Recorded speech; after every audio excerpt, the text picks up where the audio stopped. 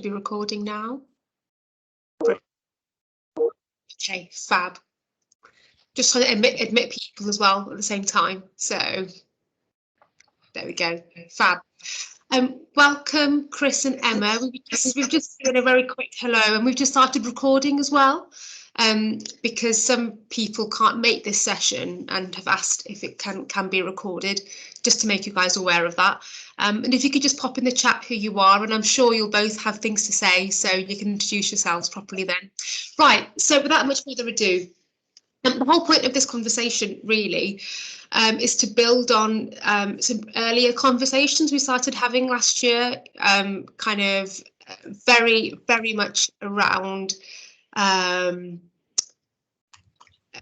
what's the role of our green space community organisations in helping us to really help to embed the value of nature across the city.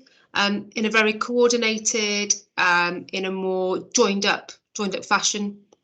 There've been a lot of conversations really around this, and I think we've now got to a point where we're ready to start talking to you more about a more worked up model.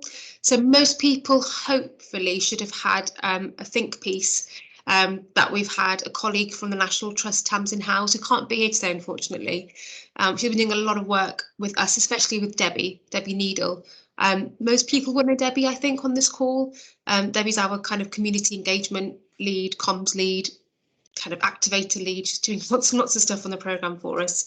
And Debbie's going to be also keeping some notes so that we can kind of refer back to that after this conversation and do a bit of afterwards. So I'm just going to start sharing my screen, folks, so just bear with me. We've got a kind of a presentation to work through, and I promise we will stop at 2 to 3 for a comfort break, to give people a chance to use your facilities and also to grab a drink or perhaps or whatever else you need to keep sustaining yourself. Yeah, I'm conscious I'm being recorded, so I'm not going to say too much more on that. So yeah. Just bear with me, folks, and I'm going to switch it into presentation mode as well.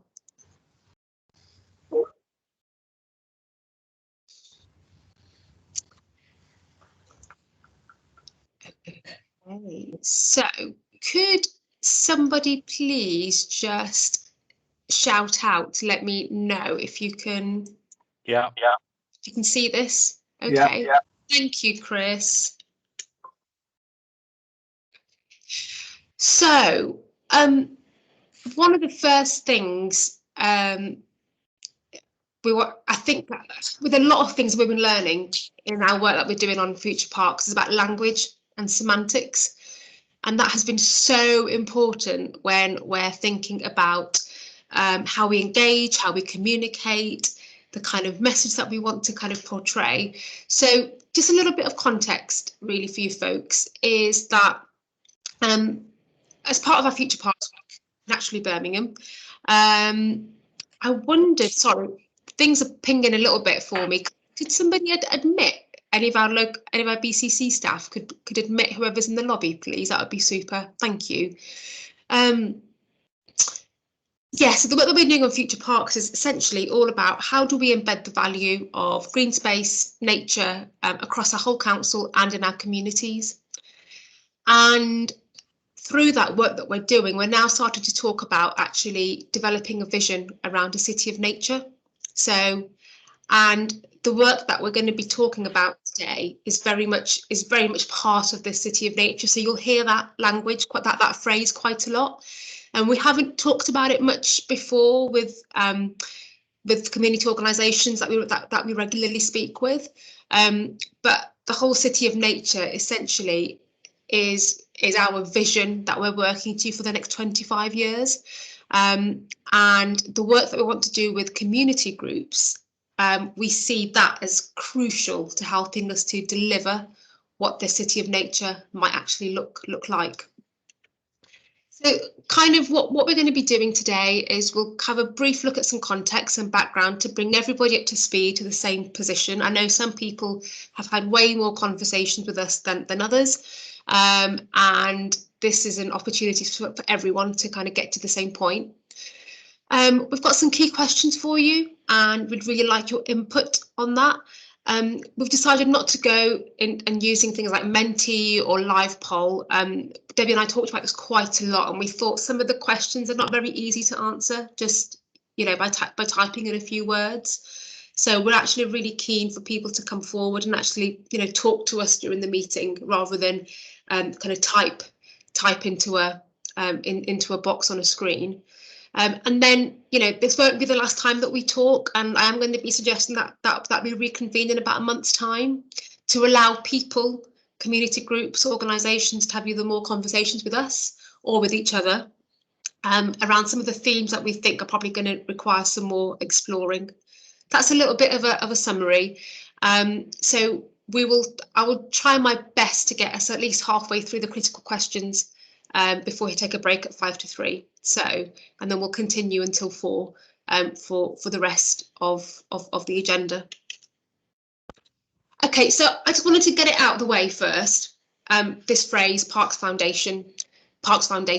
So this whole conversation about how can we get how can we work with community organisations to kind of work in a really coordinated way and so forth, and to do as much as to help them and support them to do as much as they possibly can to support our green spaces and nature related work, came from a conversation that I was at that the National Trust organised all around financing. It was it was a cohort event for all of the Future Parks programmes across the country and Scotland, looking at financing. And one of the things that we learned a lot about was around Parks Foundations. And these are essentially, new organisations, charities that have been set up to work alongside local authorities, and really what they are trying, what their whole reason for existence is that they fundraise for parks and green spaces, and also have a really strong kind of approach to supporting, growing, promoting volunteering from local residents. There are a number of case studies. The ones that we kind of really tend to focus on are Bournemouth, Bristol, Bath and Leeds. And Tamsin's included a bit of a link to a video here about anybody who wanted to know a bit more about foundations. However, we have had a lot of conversations now with various people, various organisations, and I think we've come to a point where we don't think a foundation necessarily is the right thing for Birmingham. Firstly, we already have a number of green spaces, a number of charities with a strong focus on green space and nature already operating in the city. So from now on, I don't think you're going to hear the word foundation. You're going to be hearing other descriptors and other words. But I am very conscious that when this meeting invitation went out, it was City of Nature Foundation, but only literally in the last couple of weeks have we kind of, thought that we need to be tackling this in a different way.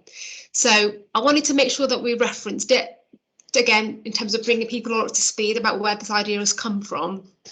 So we're still looking at charities, community organisations. We're still looking at fundraising. We're still looking at growing support and promoting parks and green spaces, but perhaps in a slightly different way. And that I'm hoping we'll be able to get some way in this conversation to working out what that actually is. So in terms of our City of Nature, what is this vision that we have? And we've got a few descriptors here for you in this presentation. If we can get you to imagine that this would happen all across Birmingham, so not just in certain parts of the city where we know this is kind of happening already. COVID-19 has shown us that actually our parks have become or could be places where people meet for work, where they meet for learning, for education, for playing, for families to be together and so forth. And it's really about, for us, this whole City of Nature is where we have a community of people that are really, really passionate about their parks and green spaces, so that as many people as possible in our city get the benefit from them. So I think one thing that's really important is that, you know, any community organisations that are linked to the City of Nature that we're trying to get to, one of the things that we'd really like them to be focusing on is that they'll make it, working with us in the council, that they'll make it as easy as possible for residents to do more in their local parks as well as for them as well. And, you know, we're having conversations internally about the City Council about, you know, having that balance between control and autonomy, as we as the landowners need to have, but also around allowing communities and local residents to do more as well. So we know we need to kind of tackle both ends of the coin. Oh, I don't know why this isn't clicking. Thanks. Okay, so I wanted just to show you a few slides that are emerging from our thinking about a city of nature as well, which is the much broader overarching vision, which, you know, we're trying to also bring internal colleagues of the council on board with, as well as externally community organisations. Most people here that have joined this call, you've joined because you've got an interest in nature, in green space, in wildlife, in communities. That's really why, you know, you folks are here. So I don't think you need much convincing about why we need a city of nature. But you know, for some people, I think we need to work a little bit harder to really help them understand why it's so important. So what we've got here is a map of Birmingham, the 69 wards. And you'll see some different colours, red through to kind of orange, through to yellow, and then to kind of different shades of green. And anybody looking at this map, probably you could say, well, this could be a map of deprivation. It could be a map of diabetes prevalence in the city. It could be a map of educational achievement in the city as well. So areas that are red, we're not doing very well in, and areas that are green generally tend to be doing more well in.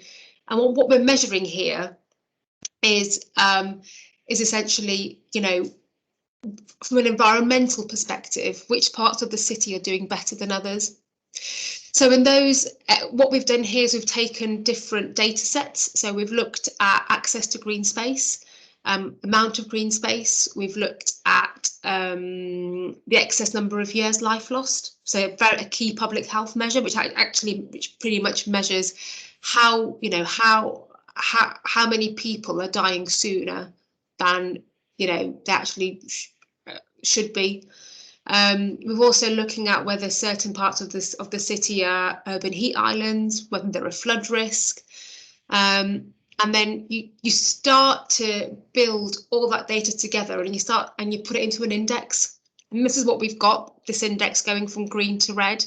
So where you've got a low score on the index and it's green, that generally indicates a ward which has good access to green space. It has generally low levels of deprivation, and the flood risk is not really an issue.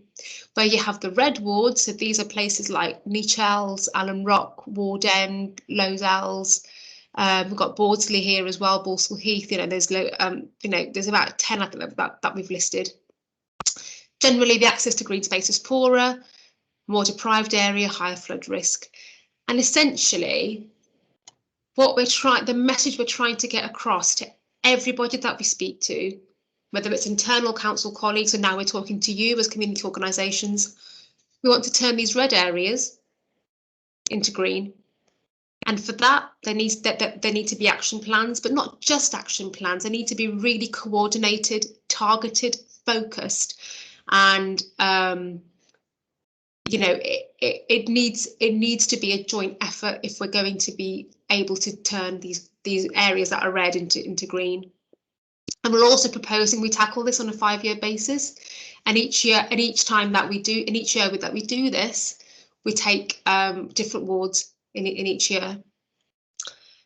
Now, I'm going to introduce a word to you now, a concept, a City of Nature Alliance, and we'll talk a little bit more about this.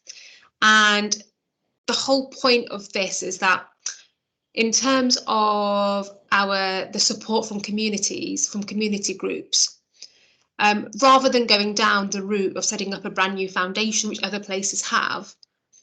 We are considering, and would really like your views and feedback on this, around setting up a community alliance, so a City of Nature Community Alliance. I've just thought, actually, if you were to give that an abbreviation, that would be CONQUER, which actually is they're quite important when they come to nature. So anyway, we can think about that later. But the idea of this is that the City of Nature Community Alliance work hand in hand with the City Council and their Park Service, and you have a number of people that make up, organisations that make up this alliance. This is not complete. These are only people that we've spoken to already who are interested in kind of supporting this, potentially. I'm hoping after this meeting, these green circles will be even more so. And the whole point of this alliance is that the organisations that make it up will be working together in a constructive way, in a coordinated way, and potentially fundraising together or tackling an issue together jointly, in order to help support some of that work in terms of taking a red area and making it green. What we also know is, so Nick Grayson is also here on this call. He's our Future Parks advisor, and he's been doing a huge amount of work around investment. And investors really like it when they can see that that people are coming together, that people are putting their own resources in, that organisations are doing this. To show that they actually believe in something as well, before an external investor comes along and decides to also put some resource in. So we wanted to make sure that was reflected here as well, just so that you understand that there's opportunities for kind of resourcing as well here. Now, again, this is a work in progress, this diagram. We've literally finalised these slides about 7 minutes before this conversation today. And what this describes as a process, so how would we take a red ward and make it green? So you've got the green space, say for instance, in the centre of a ward that is red, or a number of green spaces. You have the Park Service that are playing a critical role. We know that the budget that our Park Service has is not sufficient to manage all the needs of the city. So how do we go about changing that?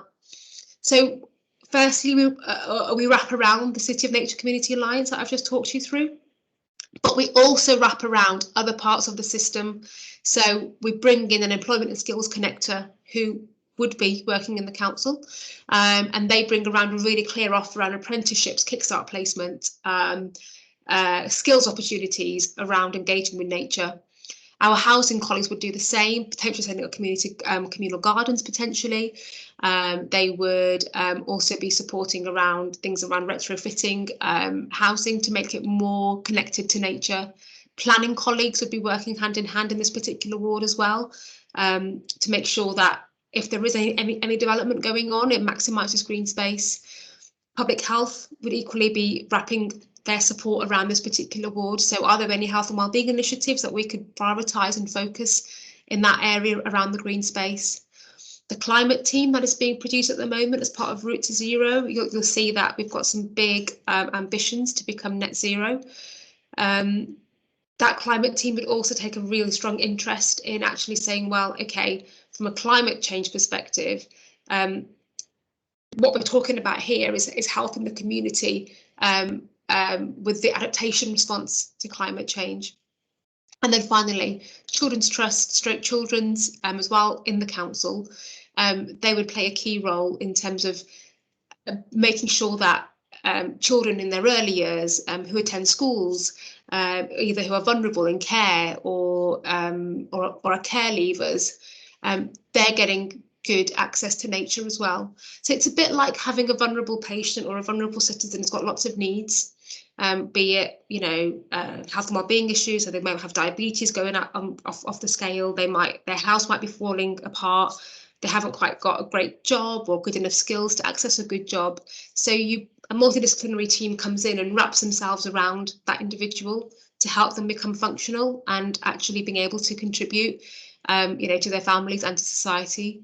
This is kind of what our plan is for the red wards to the green wards. For this, we're going through a process to kind of work up, you know, how much it might cost to tackle 5 wards to do this, if we were going to do it properly. But just to give you guys some context, this is very much where I would see the City of Nature Alliance coming into its being, in that it would really, so rather than, for instance, organisation A kind of having its own priority organisation, B having its own priority organisation, C having its own, actually they would all come together and say, right, in this particular ward, these are the kind of things that we think would work best to try and help get the community activated, get as much nature connectedness going on in this ward. And this is what our offer will be, and how we work together to help make that ward red to green. Okay, so most of you have seen these slides before, because they were all sent out. So I'm not going to kind of, you know, read them all out, you know, kind of one by one.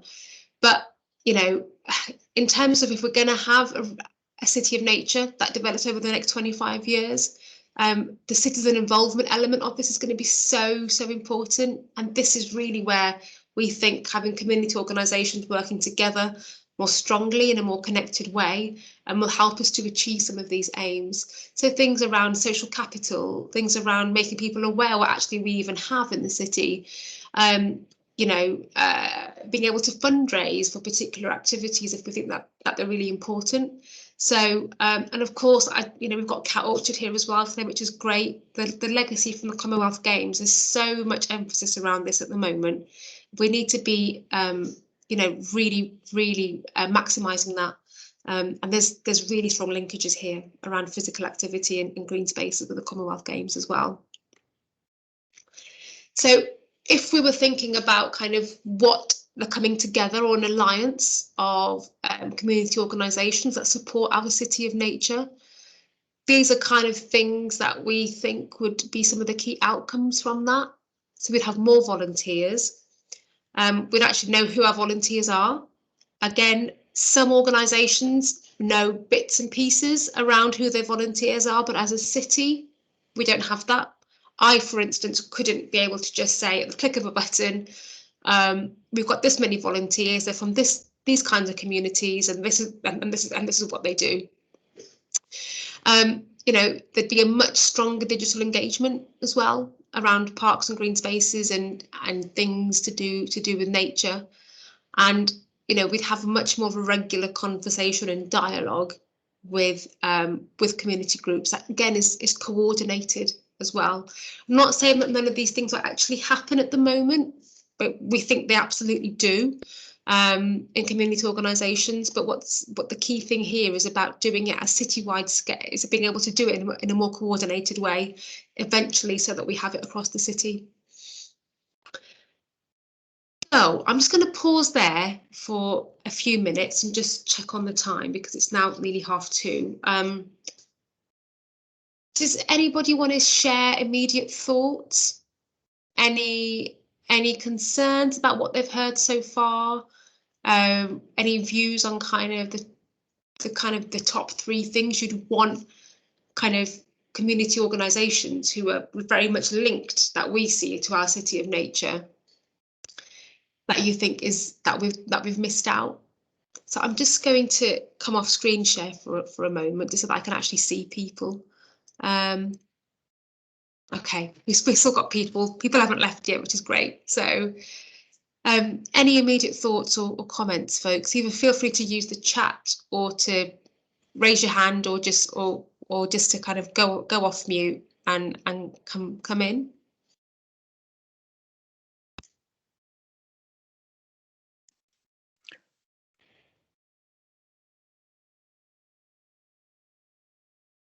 Hi, Hamira. Hi, Afsal. Hi, how are you doing? Just a few. I mean, there may not be in kind of any particularly well thought through way. Just listening to what you were just saying, trying to absorb that. By and large, I think what's come through is really welcome.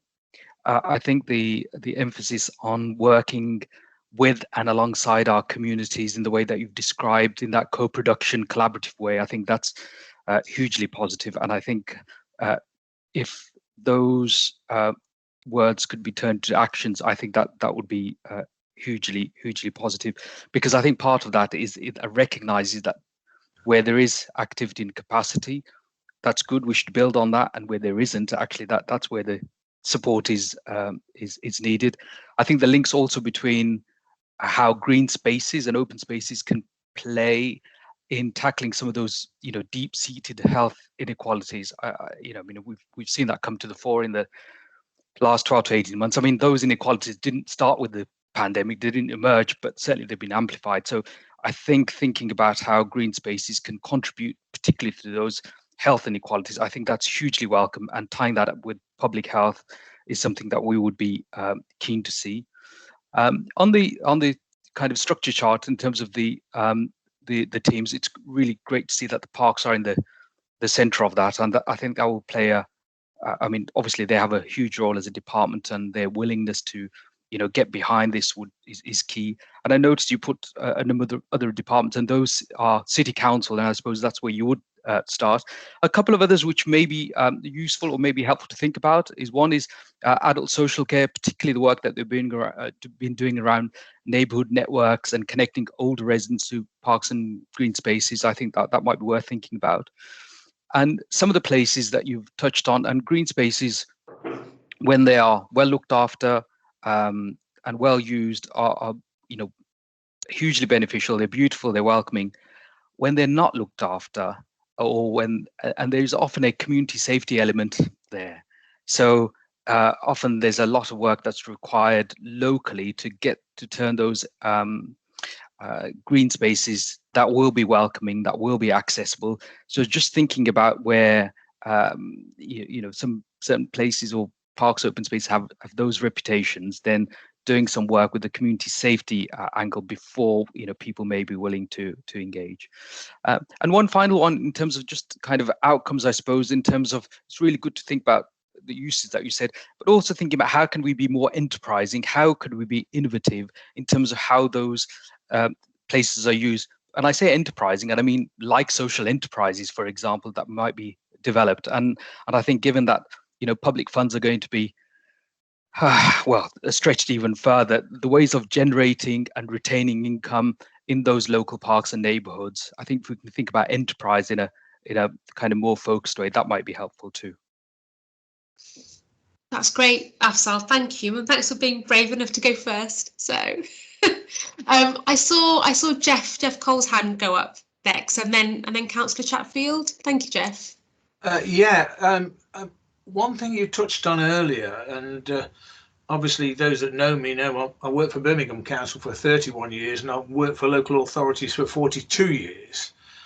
Is that I had absolutely no idea until I left them how difficult it is to actually get in touch with them and in a meaningful way. There's a million people out here, and my guess is that the vast majority of those people have no real way of interacting with their council unless they do it on a very, very specific basis. And I just some of the things I've just heard are really, really kind of important as far as I'm concerned. Finding a way in to become involved in your parks and open spaces as opposed to just using them, I think is probably one of the biggest challenges. I mean, I always tell that story from years ago where my next door neighbour thought that the West Midlands County Council emptied their dustbins, which was very good because they never emptied their dustbins, and in fact they've been closed down for years. And if I told you that person was the deputy head teacher of a college, you suddenly realise that there's vast numbers of our population who have no idea how the council is structured, no idea how to get involved. And I just think your thoughts and some of the thoughts that are coming out now in making it easier to actually get involved without a lot of bureaucracy, without going to call centres, without having to sign up 67 pieces of paper and going through all kinds of processes is hugely important. We've got lots of models around already that have worked really well. At Friends of Parks is a classic example, and there's lots more like that. But I just think making it easier, your words were making it easier to work with the council and making it easier to work with parks. I think that is absolutely key to one of the outcomes if we're going to become a city of nature. Thank you. Thanks, Jeff. That is a big push, absolutely, of ours, and it's great that's resonated with you as well. So, and yeah, and well done on your service to local authorities. I'm only about 10 years in, no, even less than that. So, Councillor Chatfield, thank you. Thanks, Mira. So just, I was just going to make a couple of points if I can. One is to, I suppose, come back to the original map you showed. I think the question though isn't really about the quality of the green space, and I think that it does matter. Obviously, my ward, for example, has as much quality green space as you could possibly want. We've got 2 fantastic parks, dozens of bits of nice little green space scattered around. It really is fantastic. But on your map, it's coloured orange. So the question is not so much about whether the green space is there and whether it's accessible. It's about why people aren't choosing to use it.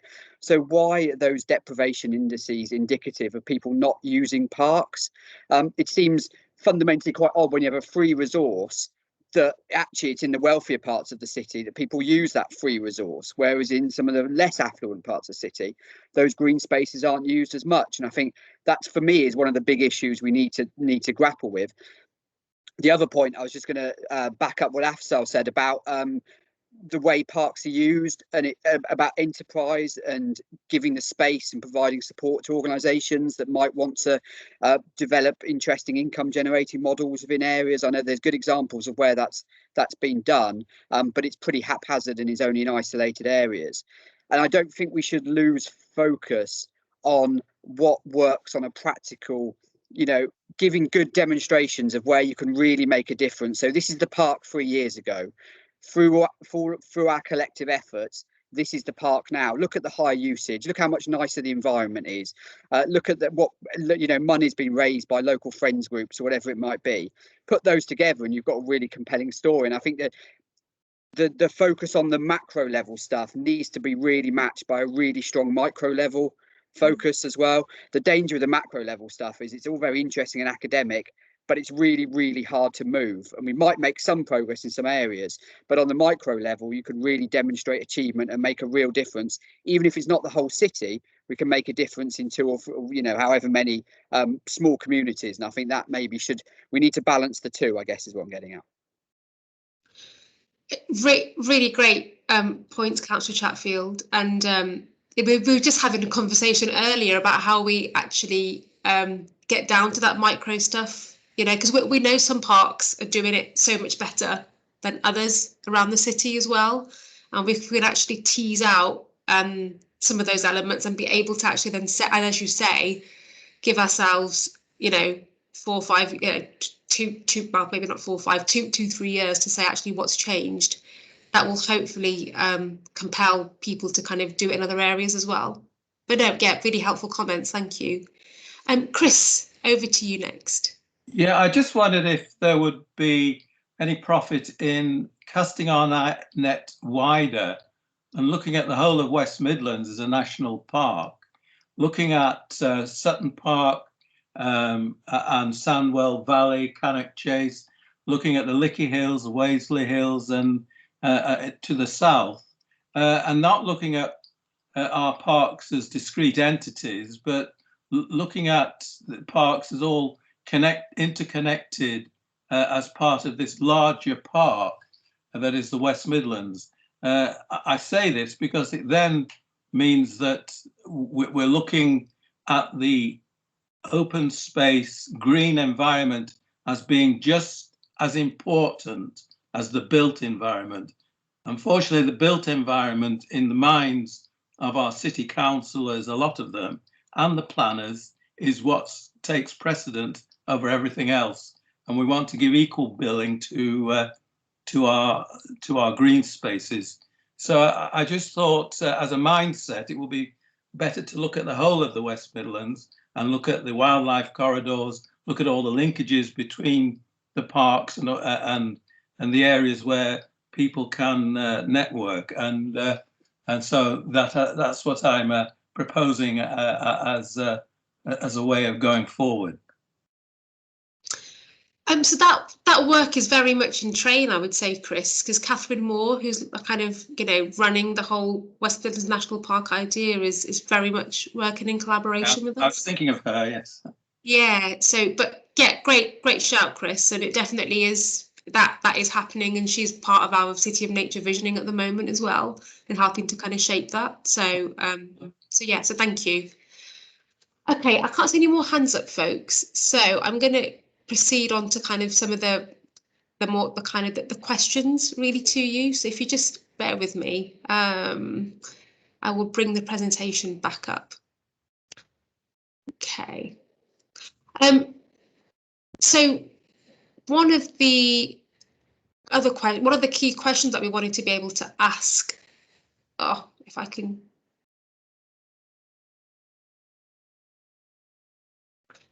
I'm not sure if I was actually sharing the presentation, sorry. I think I might have been still, I just couldn't see it.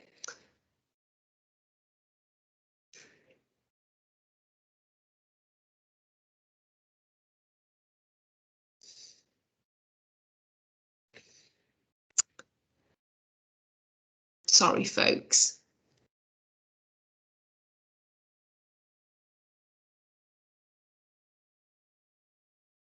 Can everyone see slide 11? How important is generating income from fundraising to deliver the City of Nature vision? Yes. Yeah. So this is just a bit of an opportunity to kind of pause and reflect on that, and just to get a sense, a check-in from people, even if people can just raise their hands, or pop in the chat. Would you agree that that's key for us? I know we've got a few really on this, but also there's two different types of fundraising as well for kind of different kinds of financing. So there's both capital and also revenue. As Councillor Chatfield has said, some of the areas that are in his ward, they've got fantastic parks and green spaces. The infrastructure there is great and the investment is obvious, but getting the people to actually use it, and part of that is around the community engagement and the activation in those areas to be able to kind of maximise the use of that park. So yeah, just a bit of a view, folks, from how important you do think fundraising is as a big reason for this kind of alliance to exist, really. So if anybody wants to come in there. Oh, I've seen you up, Jeff. Do you want to come in? I just think one of our real issues at the moment, and others have touched on elements of it previously, is that we're at a time when we're getting levels of parks usage which some of us would never have dreamt of not too many years ago. Some might almost say overusage when you look at what's been happening as soon as we get some nice weather. And running parallel to that, and this is not a political comment, by the way, we're faced with a park services, certainly here in Birmingham and probably all over the country, whose budgets year on year are just going down and down and down and down. And one wonders, I think you touched on earlier, just what it's going to take to even get them to level off, let alone start to increase. So I suppose increasingly, as we did in Birmingham Trees for Life, we have to look into another sector, and you alluded to that already, in terms of how we attract money in. And my experience is that it's very difficult for local authorities to secure money from charitable sectors and trusts in particular. And it's much easier if you are at least arm's length from a local authority. And there's a level of trust there. And I suppose that there is an issue there, and I think somebody said earlier, it might be Afsal said, if you've got something that's really kind of thought-provoking and exciting, then you're far more likely to get partners to come and work with you than if it's just like almost seen as substituting the money that the local authority no longer has. I don't know whether I articulated that very well, but that's my experience, and certainly the National Trust is a classic example of an organisation that operates with outside of any kind of a a framework of local authority or government control, and there's no better example probably of that, and Woodland Trusts and other people who are able to secure vast amounts of money from all kinds of organisations for almost the same kind of thing that we're trying to do here in Birmingham. Thank you, Jeff. Just looking at the chat as well, kind of, you know, I think there's definite support that the kind of the coming together of these organisations definitely has some role around fundraising, and big support for revenue, with some recognition as well that, you know, that capital investment is important as well. Afzal, can I bring you in? Thanks, Amir. I mean, I think the point about income or fundraising is really important, both capital and revenue. And I think working with those groups and organizations who are able to access those funds are important. Also, I was just thinking about how we use some of those other funds which are, so for example, think about Section 106 and linked to you know, housing development, but also other investment that's coming to the city. We have some really big you know, companies relocating to the city and region. This is on their, you know, environment and investment in, you know, environmental kind of initiatives is high on their agenda. So thinking about an approach which has that corporate social responsibility and investment coming in. So I think alongside fundraising in the way that we would think about going to, you know, funders and trusts, thinking about those other routes is important. The other point I just make is that, and this may be small scale and very local, but I know if I was going to my local park and if there is going to be an improvement, I may well contribute to that very locally, because I know that's going to go to improve an amenity which is very local and I would be using. So I think that's you know, I think this is where friends of groups and others, if there was this kind of infrastructure in place, could be much more active, I think, to raise local funds which could be invested locally in those parks and open spaces as well.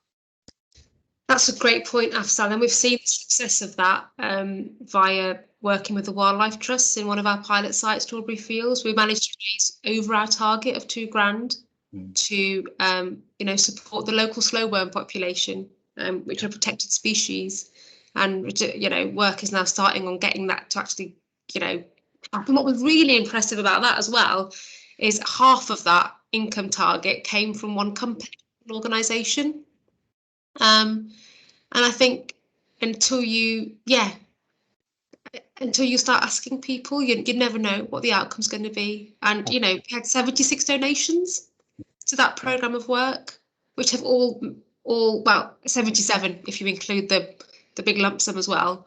And that they've all contributed so much to actually improving that bit of the park.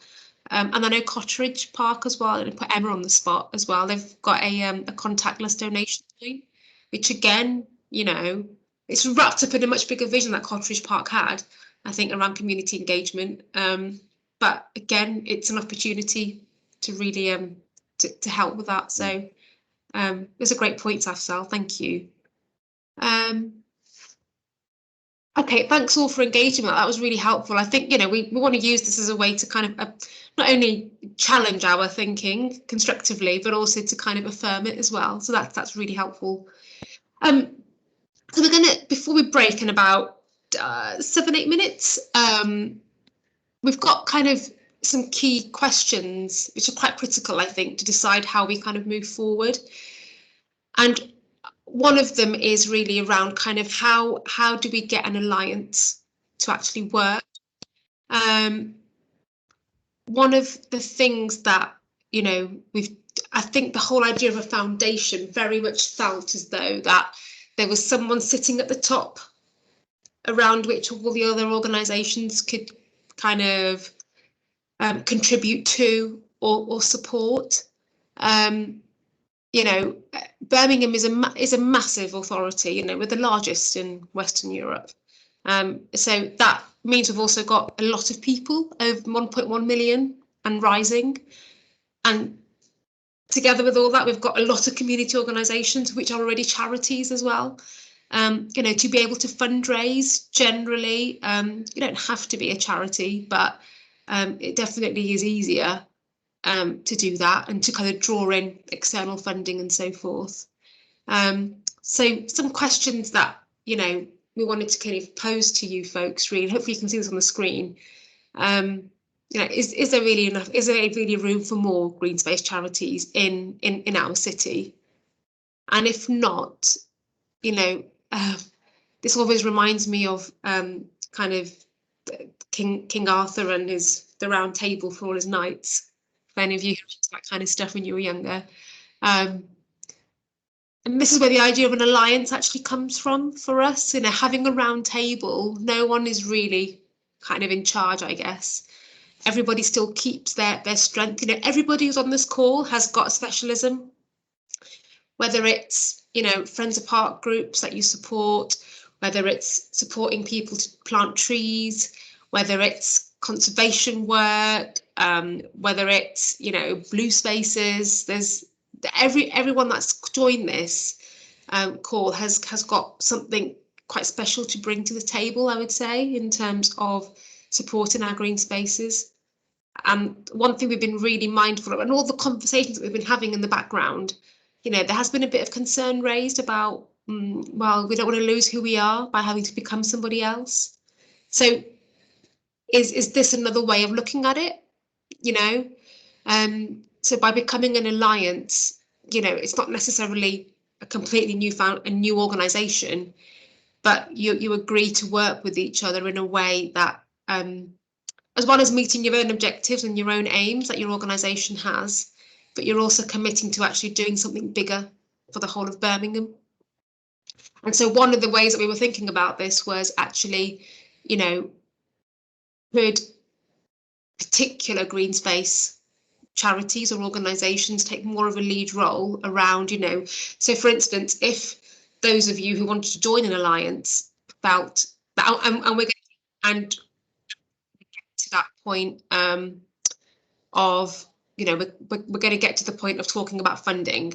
So, you know, as an alliance, you know, would some key organisations, you know, put their hand up and say, right, we'll take some responsibility of managing some budget, managing some staff, managing some extra resource that will benefit the greater, that will benefit Birmingham as a whole. So there's quite a few. Oh, sorry, I've gone ahead too quickly. You know, these are some of the key things that I think we really need to kind of get down towards. And I think, you know, is once we get a view from you folks on how this might work. And if I can, what I'm going to suggest actually is, rather than getting into this, if I can ask this question and ask another, get you to get a cup of tea or a coffee or some chocolate, whatever that you need to kind of get your brain kind of back into the space.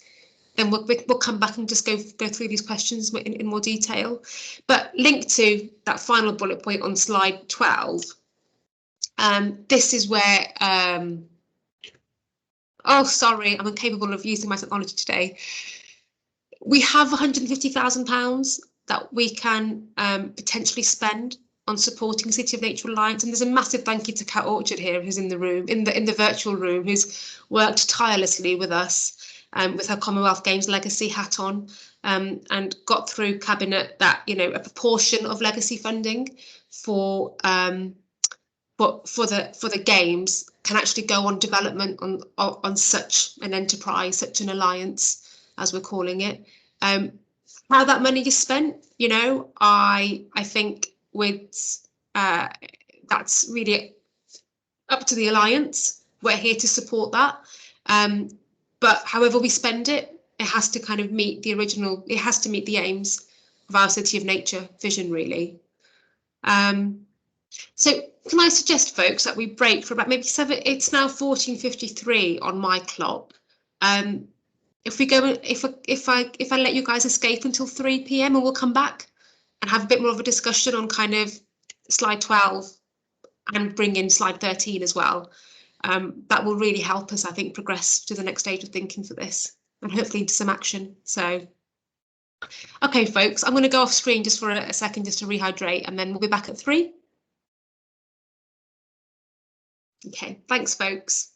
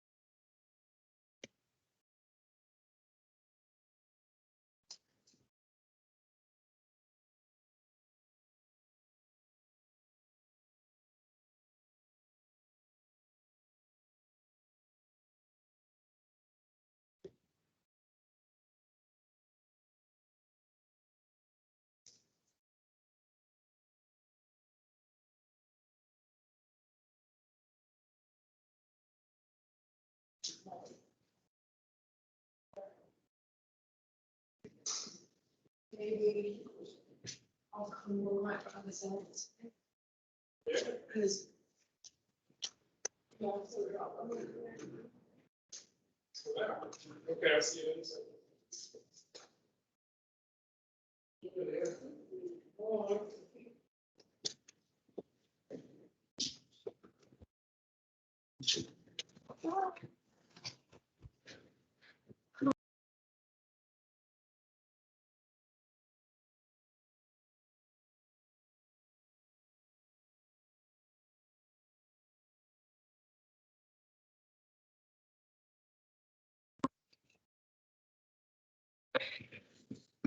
I can see Jeff's back. Hi, Jeff.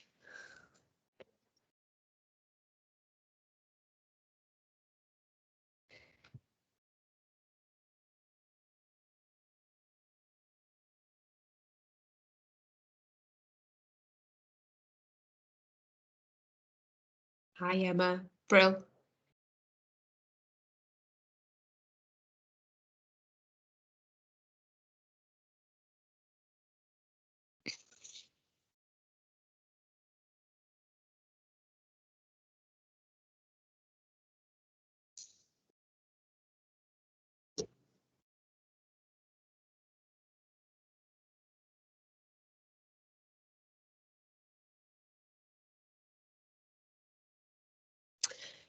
Okay, folks, so if I just remind us, and well, welcome back.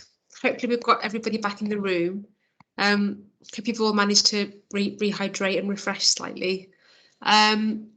So if I just take us back to some of the key questions, I've just caught up with some of the chat as well, and you know, Emma's made some really good points about, you know, it's the fact that you know there is some funding available at the moment, so from the Commonwealth Games Legacy, but wanting to make sure that that's used for the benefit of our open spaces, parks, and communities rather than necessarily organisations.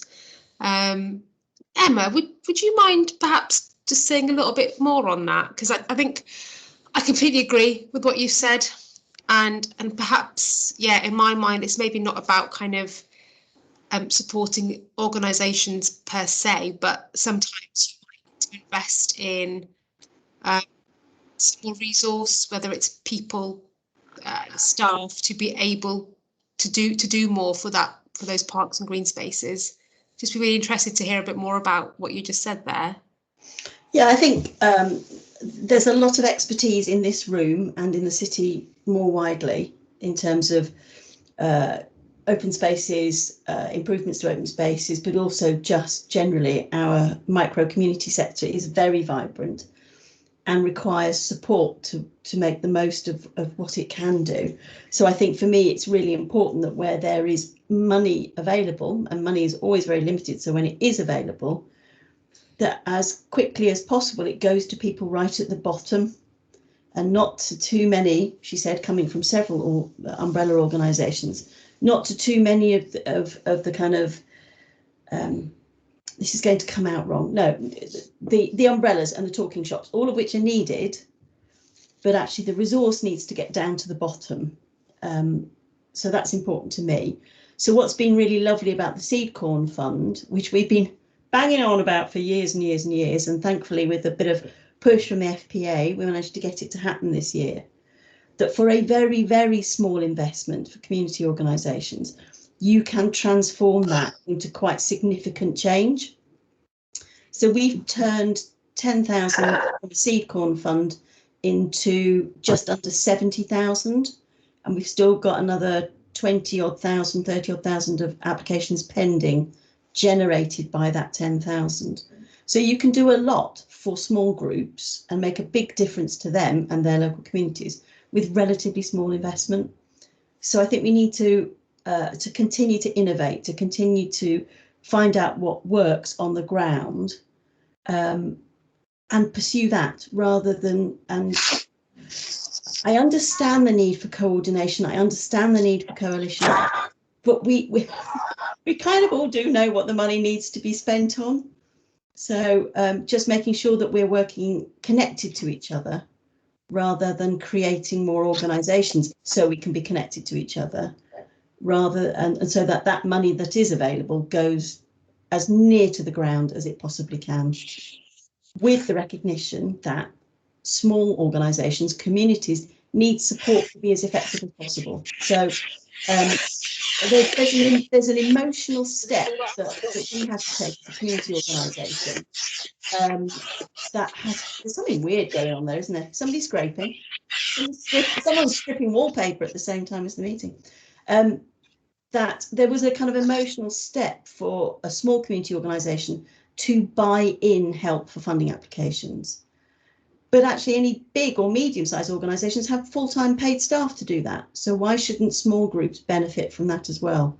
Why do we expect small community organisations to have the skills and competence, as well as the time to deliver the services they deliver, to make effective funding applications? We can run, and we have done, as many courses as we like on how to make effective applications. Those groups don't have the time to do it. So let's use the money clever, let's be smart, and let's support those groups with skills that they can't afford, and let them make a difference on the ground with the support that they need. I'll shut up now.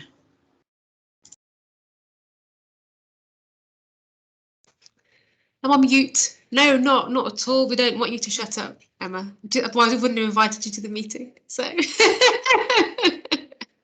thank you, and thank you for that honesty as well. Just putting I've got a few hats on in this meeting as well. So I'm also a Friends of Park chair for a local park that Boss have helped me set up. And I've accessed that seed corn funding. Well, our group has accessed that seed corn funding that, Emma was talking about, and we haven't yet got the outcome. We don't know yet what the outcome is from our funding bid, but we had some great ideas, but most of us are full-time, in full-time work with families and things and stuff, and so then to find a set of 4 or 5 hours or whatever it is to have just said, right, let's put a funding bid, and probably we all would have just hit the floor, just rolled around laughing, because it would never have happened. But yeah. But now that we've also now got access to the bid as well, so we can actually stick it out to the places if we wanted to and needed to. So yeah, so we've got our fingers crossed, Emma. So yeah, so let's see. But thank you for that. So just kind of going back to some of our key questions, is there room for another green space charity? I think I'm hearing quite strong. Well, be really good if anybody else wants to come in at this point, but I from the conversations that we've had previously, I think there is a desire not to create more structure and actually use what we have in a more clever fashion. If anybody feels strongly that isn't the case for them, please, I know it can be a bit difficult to kind of speak out sometimes at meetings as large as this, but yeah, it'd be really good to hear from you if you feel otherwise. Talking about kind of a roundtable model, I wondered if I could bring in Simon Slater, because you left quite a comprehensive message on the chat as well. Did you want to thanks. A little bit more, Simon? I thought I'd better say something, because the problem with the chat is I can come across quite passive aggressive. So I'm really quite a nice person, but sometimes I put the stuff in the chat before I forget what I'm saying.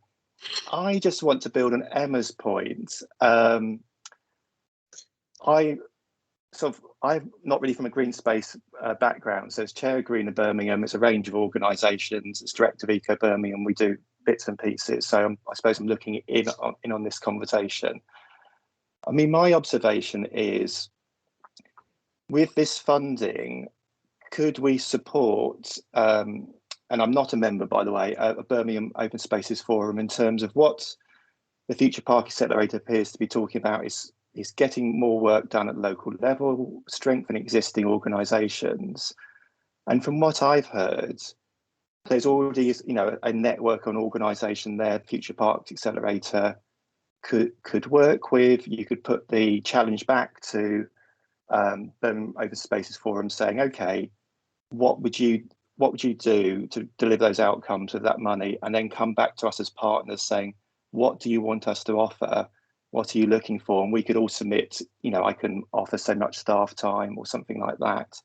So I think I might have missed something, but looking into the conversation, there seems to be already an established organisation, networks, doing local stuff. Is there a way we could build on that with Future Parks Accelerator and basically the rest of us sort of chipping in if we're clear on what's required?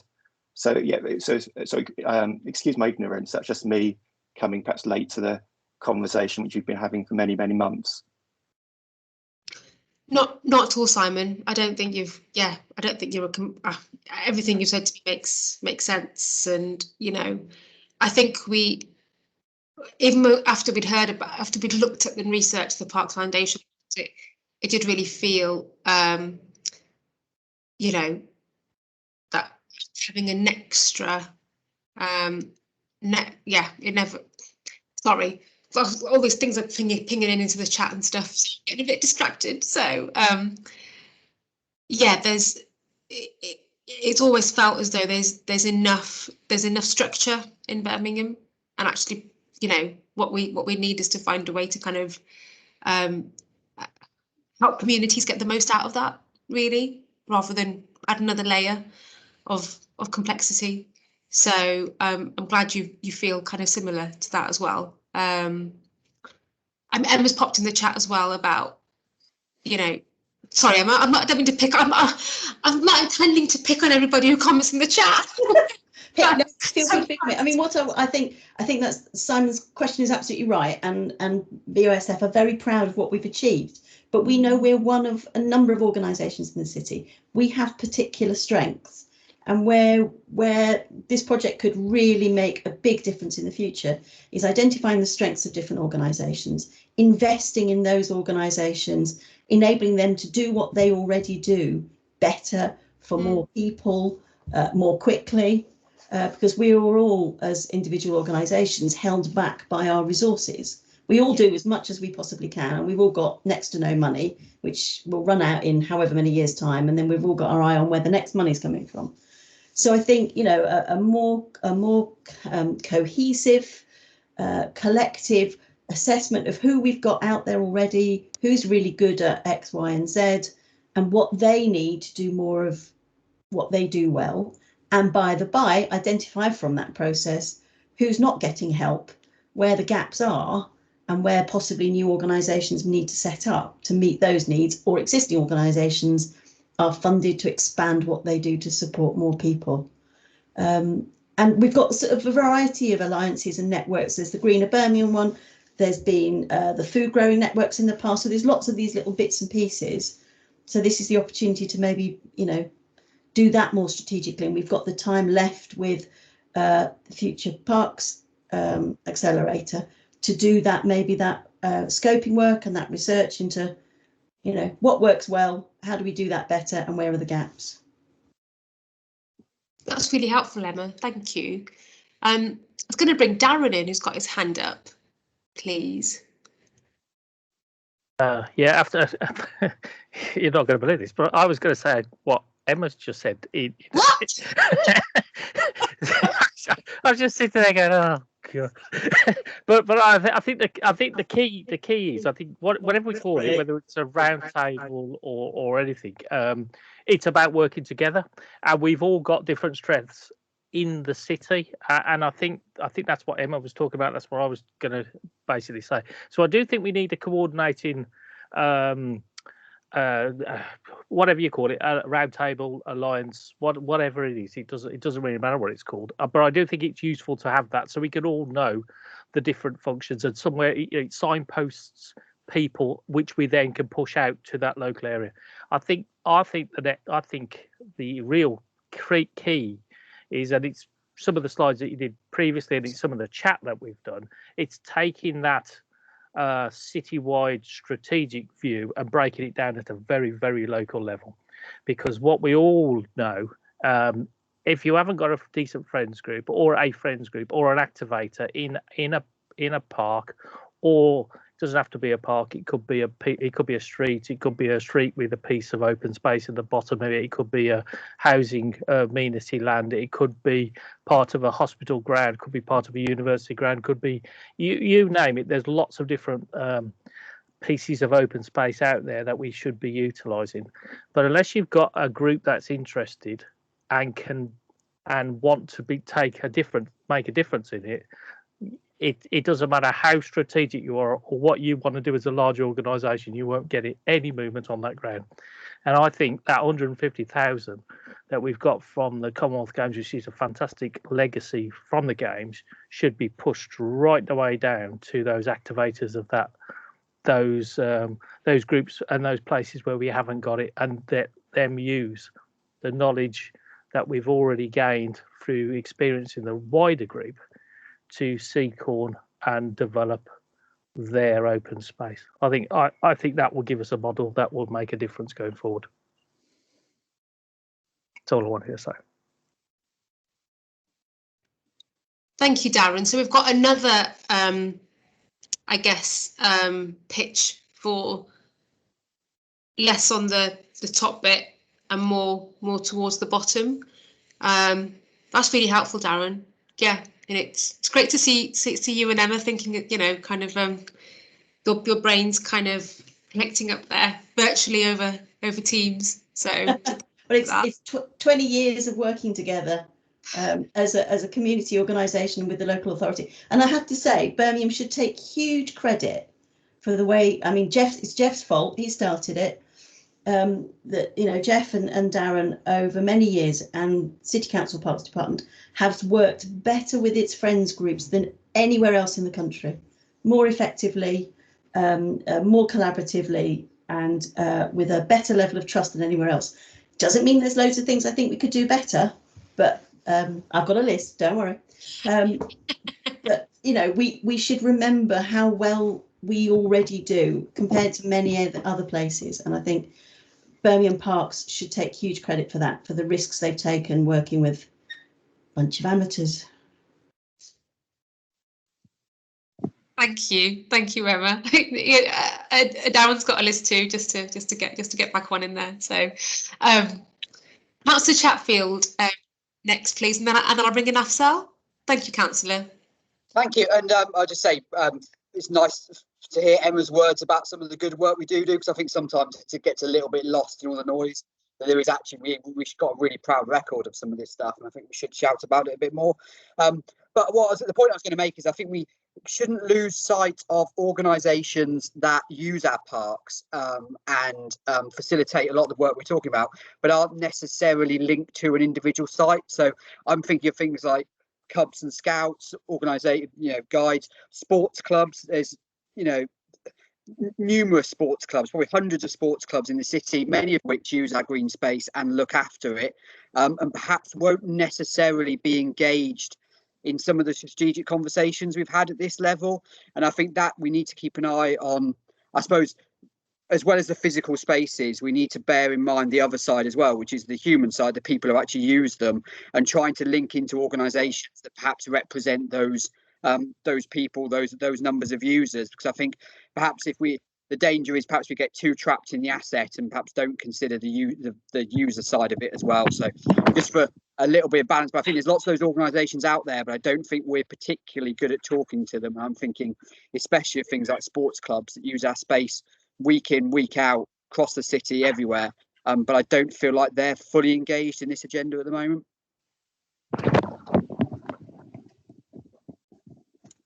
It's a really good point, Sir Councillor Chatfield. Yeah, we do tend to focus a lot, well, you know, yeah, by on kind of, yeah, those that on the green space organisations, and then, yeah, I wouldn't say we've forgotten about them. We have definitely tried to engage, but probably not as much as we could have done. That's a really helpful point. Thank you. If I could bring in Afzal next. Thanks, Mira. I caught the tail end of Emma's contribution. The one thing on the funding, if there's 150k, one of the first things I do is how do we double that? Or is there a way of doubling that? Now that could be in cash or in kind.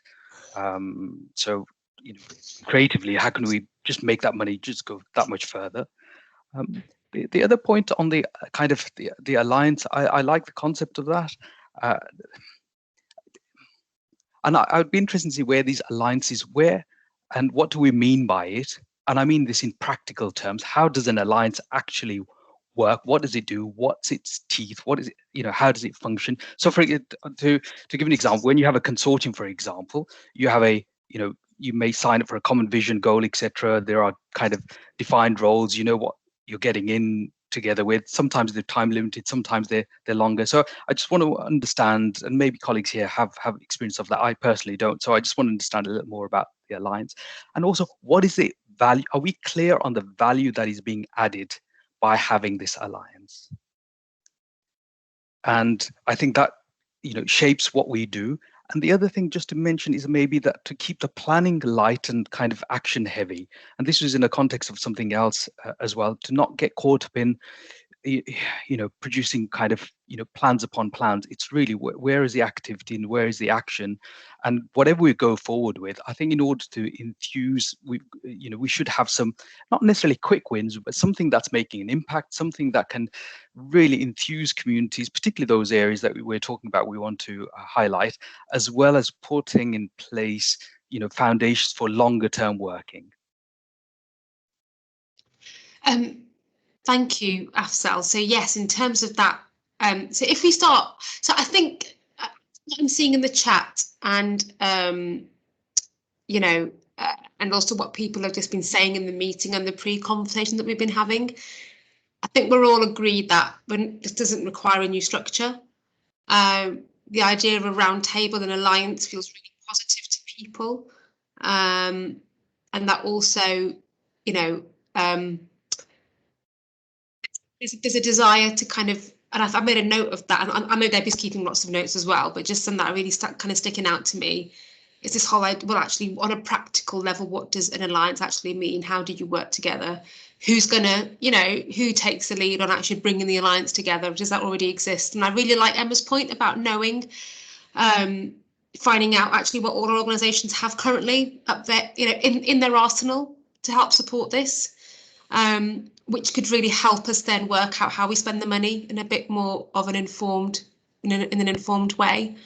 But I completely agree with Afzal's first point about taking that 150k and how do we double it, and that might be the first thing that the foundation does in some sort. Oh, not the foundation. Sorry. Oh, I'll have to edit that bit out of the video if I can. That was a slip of the tongue there. You've let the cat out of the bag there, Hamira. This is I think the impact of a week's worth of non-stop talking. So yeah, apologies, folks. Just go back a few steps. So is that the first thing that the alliance actually makes its priority before it does anything else? Is taking that £150,000 and doubling it? That could be a fantastic ambition, actually.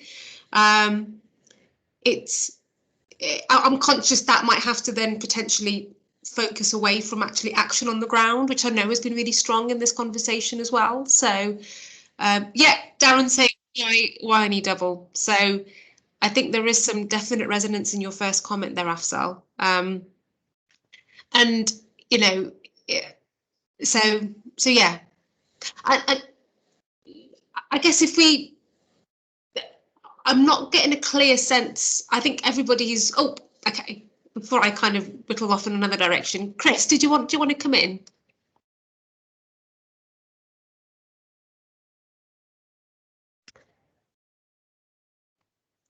You're muted, Chris. You are still muted, Chris. Yeah. Sorry, thank you. Thanks, Mira, and this is a really great discussion. I kind of picking up on Afzal's point, but also Emma's, and she and I'll possibly disagree here, as we sometimes do. But we talk about doubling or trebling the money. That still doesn't answer the question of what is the alliance, and what does the alliance look like, and what's what if any governance is there within that alliance? Because however we go forward, governance is going to be one of the elements. And I know, you don't like MOUs and the like, but those, I mean, I wrote three things. I wrote governance, MOU, and then formal or informal. I kind of think half of me kind of says, yeah, let's get on with using this money to support the grassroots groups, which is the right thing to do. But the other half of me says, yes, well, that's great. But what's the structure behind that? So I think that question Afzal raises is really key, and you know, how do we take that forward? And you know, to my kind of semi-logical mind, you know, there's something here around who does what and who can do what, and there's some sort of loosely audit, if you like, skills matrix, something that is collectively put together by the people within this group and beyond to actually understand what the landscape already looks like. Because I think we all understand what the landscape looks like within our heads, and we all know what, you know, what Fred at such and such an organization does, and etc. But do we know that in enough detail between us to start and look at how that might work? So yeah, I think, you know, that actually could be quite an action quite quickly, that we can as a group start and think about collectively how that skills and experience and focus looks like, so that we can start and fill the gaps, as it were. Thank you, Chris. I have made a note to get in touch with Debbie and Tamsin about an immediate action from this, is about kind of working out exactly how it all works. And Councillor Chatfield, I'm so sorry. I was supposed to bring you in after Afzal, but I brought Chris in. But I know you've made a point in the chat. Did you want to talk to that a little bit more? I think it's a really valid point, about who ultimately do you go to? Yeah, I think that's my kind of, and not so much from a kind of strategy direction point of view, but more just a practical, you know, we get the budget sorted out. How do I apply? What can I do in my area? Who will be there ultimately to make those decisions? I think the advantage perhaps of some of the models, I've looked at Bournemouth, I think is the other, is the dreaded foundation, you know, model they talked about. But there they do have a set of employees, small number of employees, I mean, it's 4 or 5, but there are people there to pick up the phone when a challenge emerges. And I suppose my worry about an alliance is, and I don't know, I think there are, Emma said, you know, I'm sure there are ways through this. It's not the most complicated thing in the world to solve, but it's just that thing about making sure that there is someone there who is, either there is someone who is ultimately accountable, or group of people ultimately accountable, and there are people there who are contactable when needs arise. And I just worry slightly about a sort of high level body that then doesn't have that bridge down into those organisations that we're talking about. Yeah, thank you, Councillor Chatfield. Because I was thinking partly, and this we're getting into the realm of how to spend the money almost, is do we need to take a little bit of that resource and perhaps use it to plug some gaps maybe? So for instance, I know some of our organisations that work in the space have got quite a relatively big infrastructure compared to others, and actually could they absorb, given, you know, there is a willingness to want to see this succeed and not create something new, is there a willingness to absorb some of that responsibility about, yes, we'll be the lead organisation, for instance, where you can say, right, this is a phone number, call us up or what have you, and then that person there is able to pull in resource from the wider alliance around them. Equally, I know there's an element of volunteer development in all our organisations, to some degree. Others have kind of dedicated posts for it. Others, it's part of someone's day job, but not everything. But actually, you know, if there is, you know, if there was an ability to kind of take an existing role and again add some more capacity to it, or some more hours or some more time, or to even change the role so that actually that volunteer coordination happens across the city, so we get that kind of one thing that I and actually Birmingham Trees for Life did this to me. Actually, I was in a meeting talking about various things, and Birmingham Trees for Life were there. I made a comment about my current volunteering role, and straight away I got an email saying, would you be interested in, you know, learning a bit more about this? I've said yes, but I haven't managed to make a session yet. But it's having that helicopter view as well about, you know, what's also available. So okay, so if we another hand went up, sorry folks, let me just go back to, and Simon, I did want to bring you in as well because you've made some really helpful comments in the chat as well. So so we've got, I think Emma's hand might have gone up before Simon's. Emma, do you want to come back in? Yeah, just briefly, following on from Councillor Chatfield's point. So my other hat is an organisation called Birmingham Community Matters, which does same things that BOSF does, but for groups that aren't just open spaces groups. And you know, the thing that we discovered from all the research we did and the organisation we run is people want a human to speak to, not an email. They want to be able to pick up a phone and say, I don't know how to do this.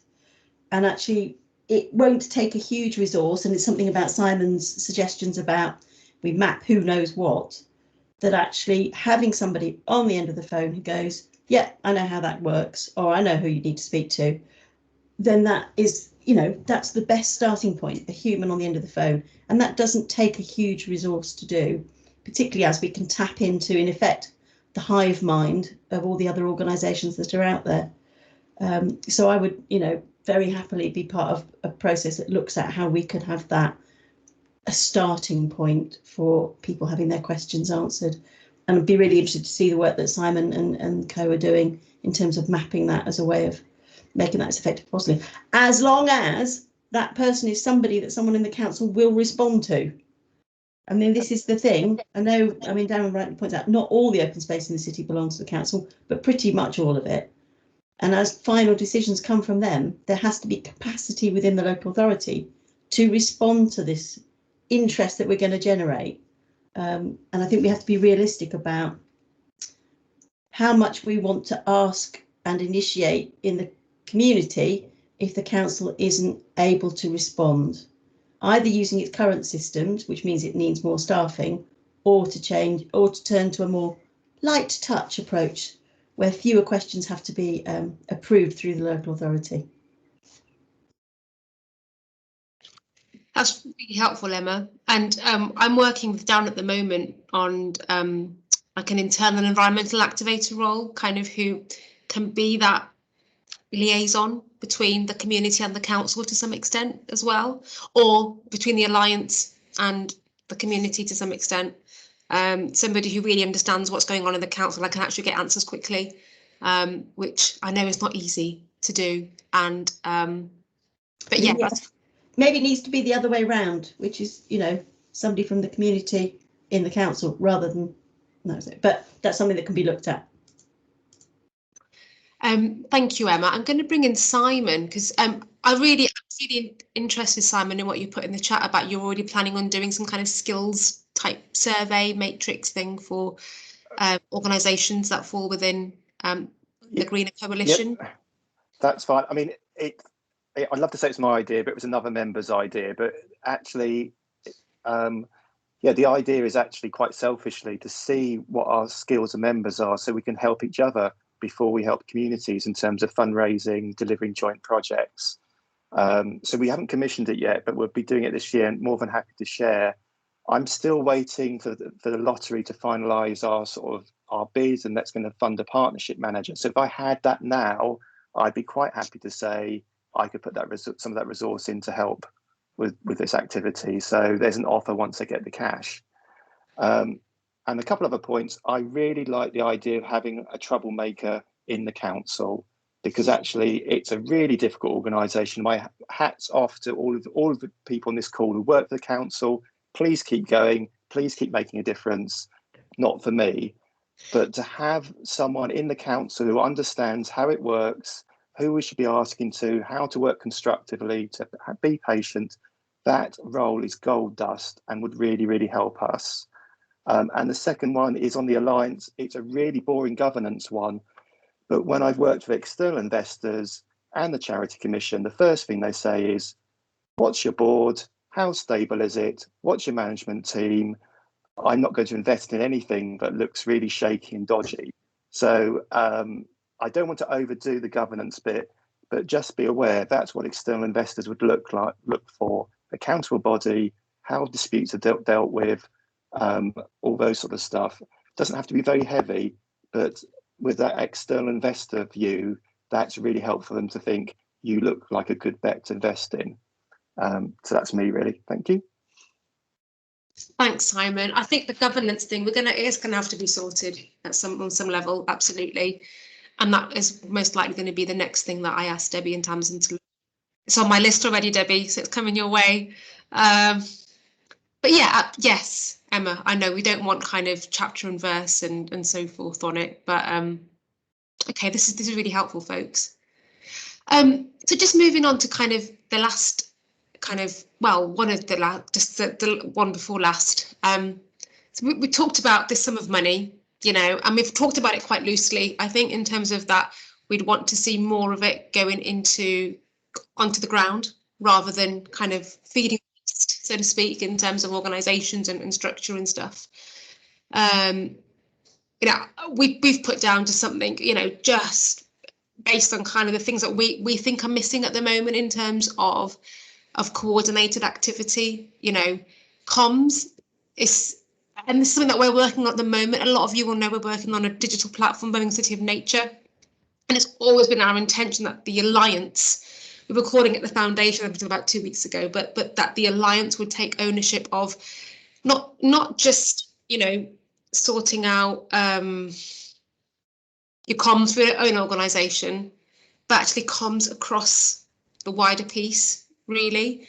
It's not just about publicising your volunteer opportunities or publicising your,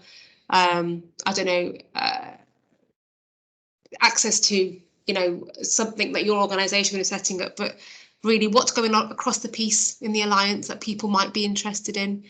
I've lost count of the amount of time I've mentioned volunteering. So they're very, very close to my heart, both on a personal level, but also in terms of one of the reasons why I was so attracted to this job was because National Trusts were involved. And I'm not just saying that because I know cases on the call, but I'm really, really impressed by the way in which they harness volunteer power and how the National Trust do it.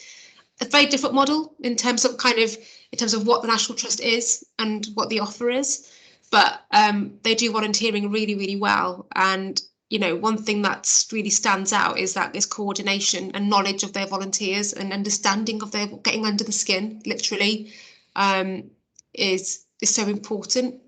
And I think we need to do more of that in the city. I know we have a ton of volunteers, but actually when you compare it to how big Birmingham is, I don't have the exact number. I don't think anybody on this call has the exact number of volunteers that we have in the city, but we need to be able to get there in due course.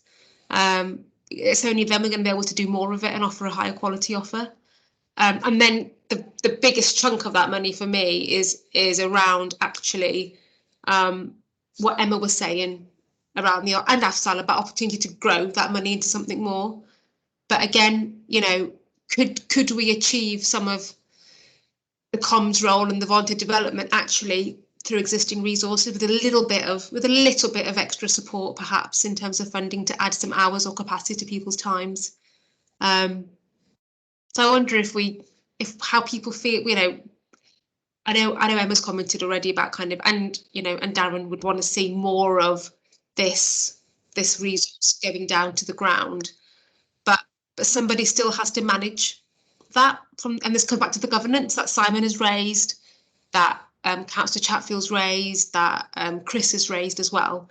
Someone in the Alliance still has to have that ring and say, right, we're going to be supporting volunteering or community fundraising in this way. perhaps the split isn't right. You know, we want to maybe see 100,000 or 125,000 in seed funding and only 25,000 maybe in kind of supporting staff. So we've got a few hands here. Afsal, I'm not sure, Afsal, is that a legacy hand, or do you want to come in to kind of respond to what I've just said? It was a new hand. I think on the specifics of what you've just said now, I think Simon's made the point really well around. I think there's a difference around having an accountable body. An accountable body needs to, be accountable, and Simon's already explained the kind of attributes, experience, and skills needed in order to do. I think that's important. That's slightly different to, I think, how these funds and where these funds are spent. Colleagues have already said, haven't they, that there needs to be this strengths or skills kind of assessment matrix kind of done. I think that'll give us a really useful starting point in terms of what's already there. And there may be also, we may be able to extend that with the geographical coverage. Let me give you an example of what I mean by that. So we have a volunteer development officer. So, if the ask was of us, for example, to say, well, actually, could Scott work slightly further in terms of the geography? Could he extend there?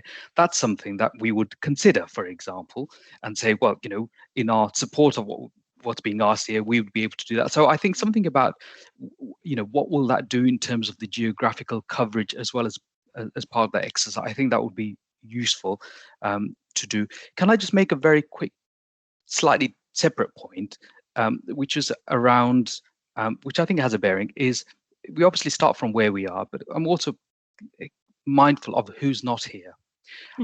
And when you first put that map of the city, those inner city wards, those red wards, there's a high level of diversity within those, and I mean kind of ethnic diversity, but also kind of age in terms of population, so forth, and those demographics. So how are we proposing to introduce some positive disruption into the system to make sure that those voices, those kind of people, communities who are not engaged, are more actively engaged? So any kind of survey that's done, I think it's really important that it gets to those kind of voices that may or not always be heard or always be accessed as part and parcel of this process. That's a really good point, Afsal. And already I'm thinking about places like Saheli Hub, who do a lot of work in kind of Ward End, Alum Rock, that part of the city, which I know is on the map as well and aren't here today. So so yeah, really helpful. Thank you, Afsal. Emma, did you want to come back in?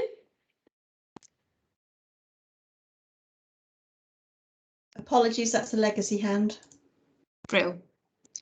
And Jeff, can I just check if you wanted to come back? And I know you popped some stuff in the chat as well recently.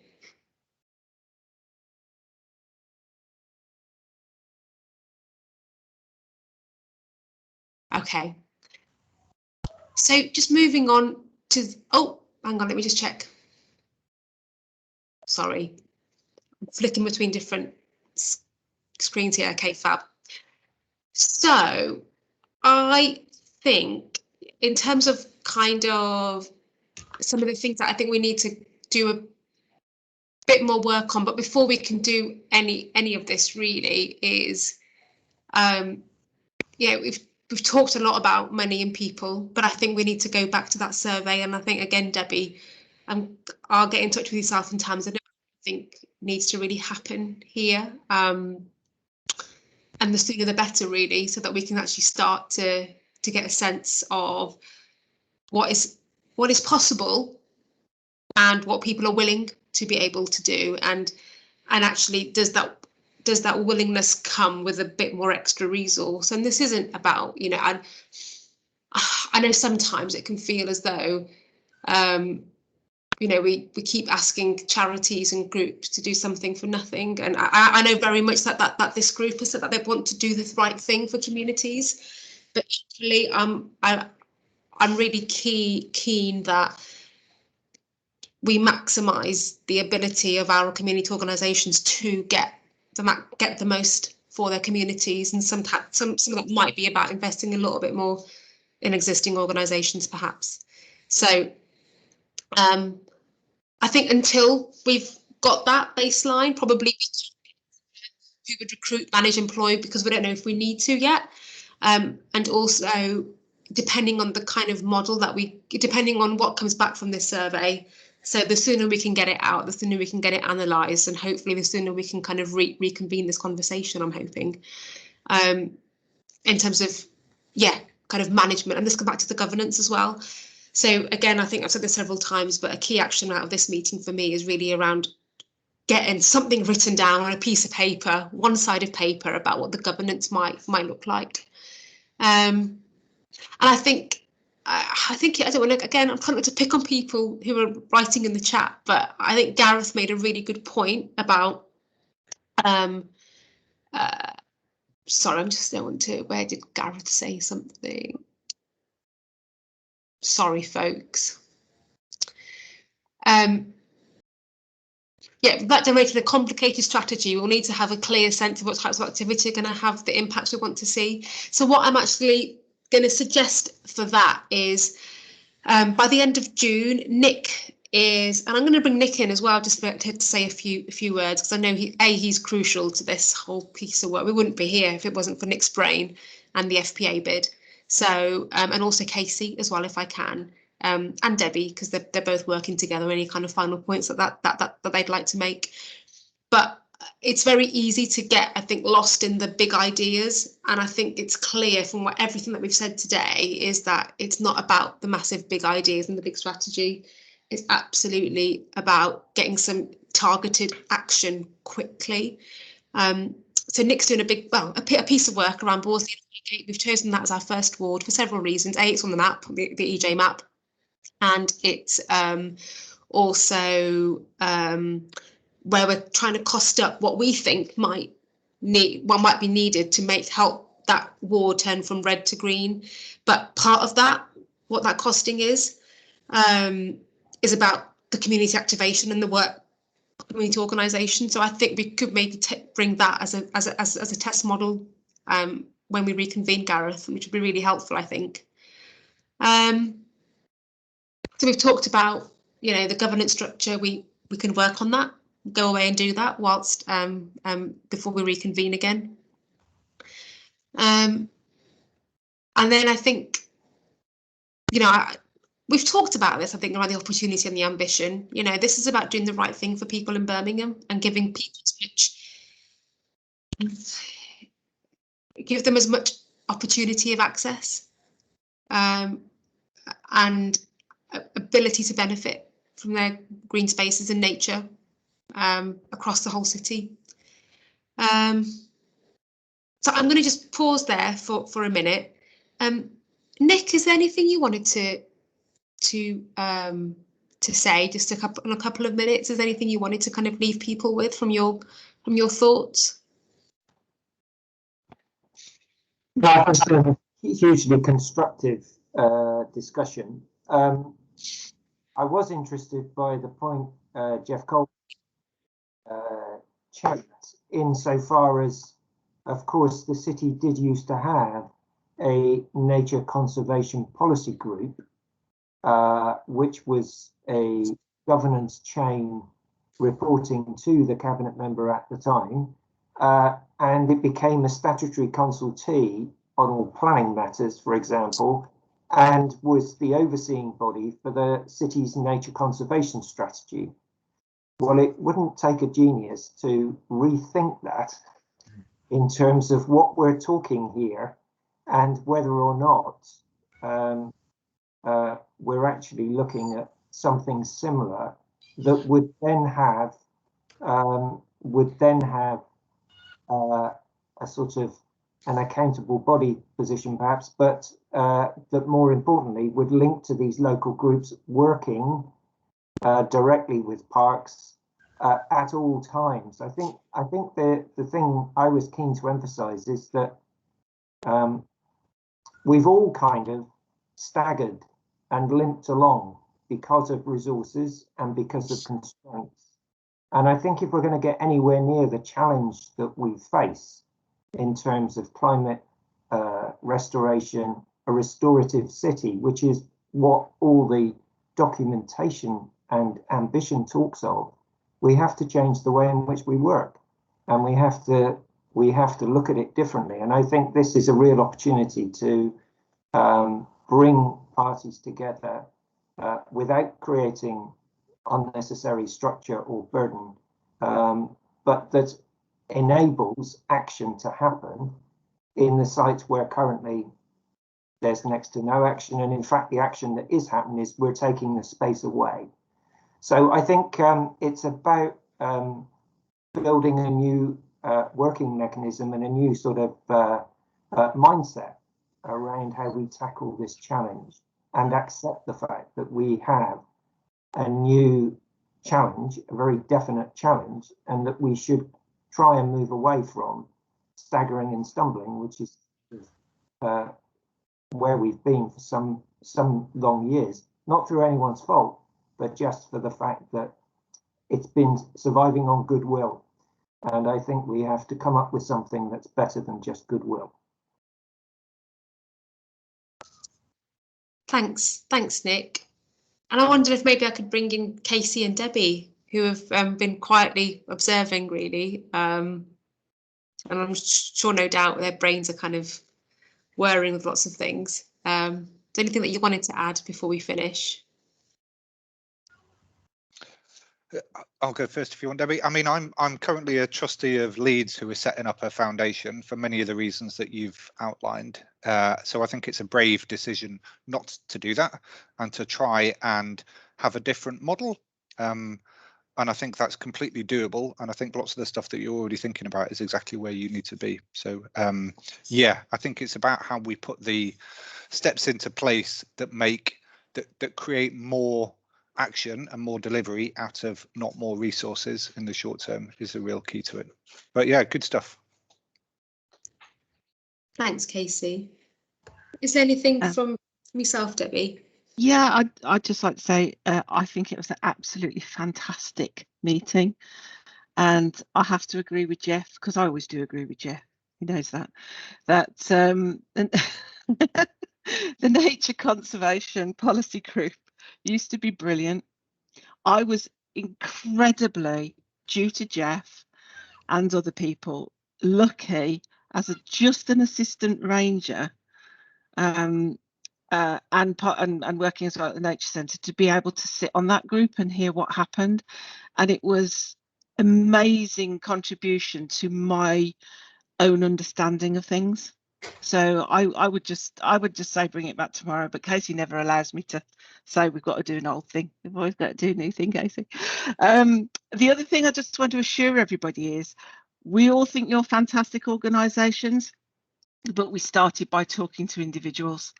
So our plan was actually we spoke to all the individuals first who weren't part of a group, and we opened up community conversations and social media. And while we could, we went out to sites and spoke to on the ground groups, and they are actually collecting more information for us now still through Earth Stories. So that's developed into another iteration of those conversations. So although we're talking to you, we started right on the ground with individuals as far across the city as we could.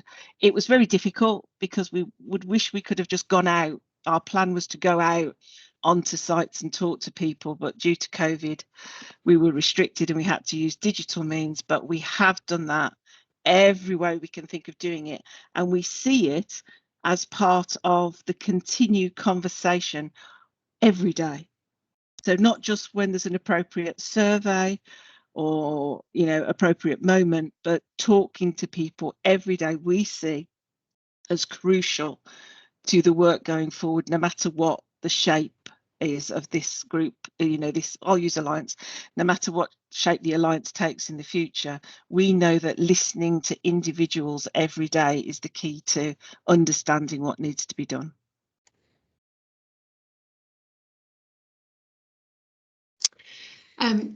Thank you. Thanks, Casey and Debbie.